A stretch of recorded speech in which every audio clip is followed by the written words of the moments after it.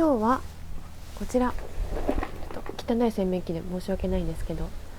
イチョウの種拾ってきたので、また今年も網捨てミッションをやっていこうと思います。ちょっとゴミもついてる。2つついてたりとかするんですけど、こういうかなり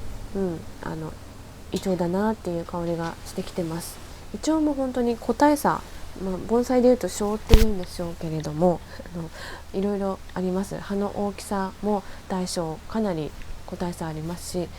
紅葉応用の、感じも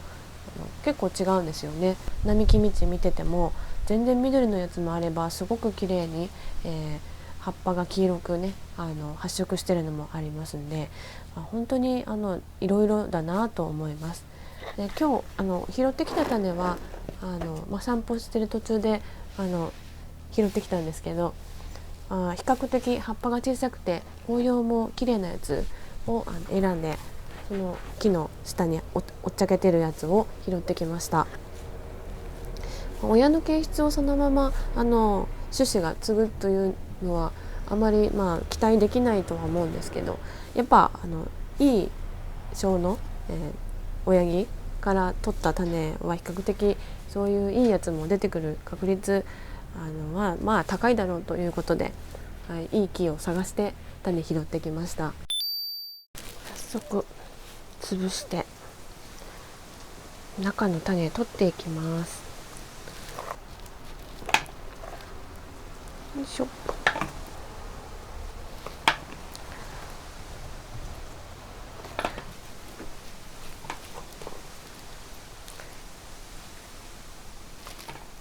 よし、種取れました。これ洗います。水を足すと浮いてくるやつがあるので、この種は発芽する可能性が低いので、ちょっとたくさんありますし、今年は巻かないでおきます。ということで沈んだやつを巻いていきますが、毎年恒例の食品トレイの入れ物、これも捨てずに使い回してるんですけど、用土も特に何でもよくて、これも再利用というか、洗って日干しして殺菌しといたやつなので配合は適当です。このくらいの感覚でいいと思います。葉っぱが出てくるとくんずほぐれつしてくるんですけど、それも曲作りに一役買うと思うので、別にぎゅうぎゅうにやっても大丈夫です。そしたらこうやって網戸用のネット、網目の細かいネットなら他にいろいろ代用できると思いますが、こうやって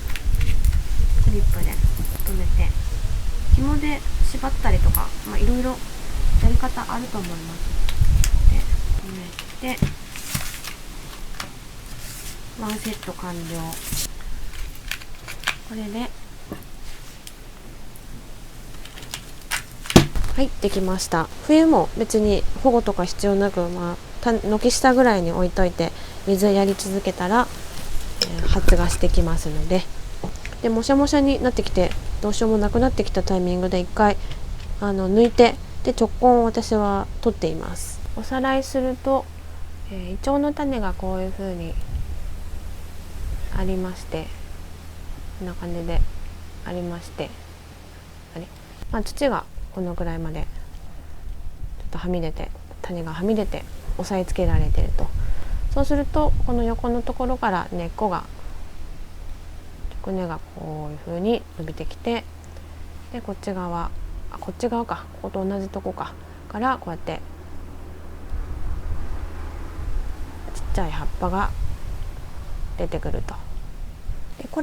れはイチョウの場合はこれは胚乳ですね。発芽のための栄養はこの胚乳の中に入っているんですけど、例えばマメ科植物とかは胚乳というのは退化してて、子葉ですね。こういう子葉のところに栄養が入っているという感じで、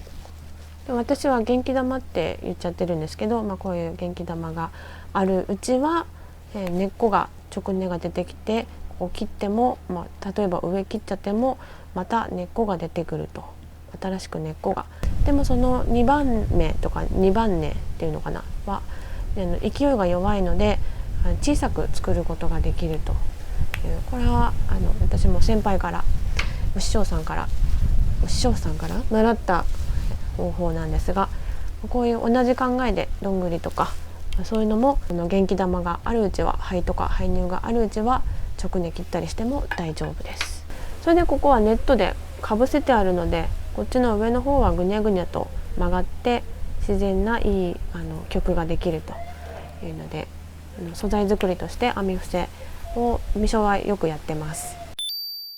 ここに種が元気玉くっついてたんですよね。それで根は切ったんですけど、また出てきたって感じ、はい、のこういう根です。ここから下は根です。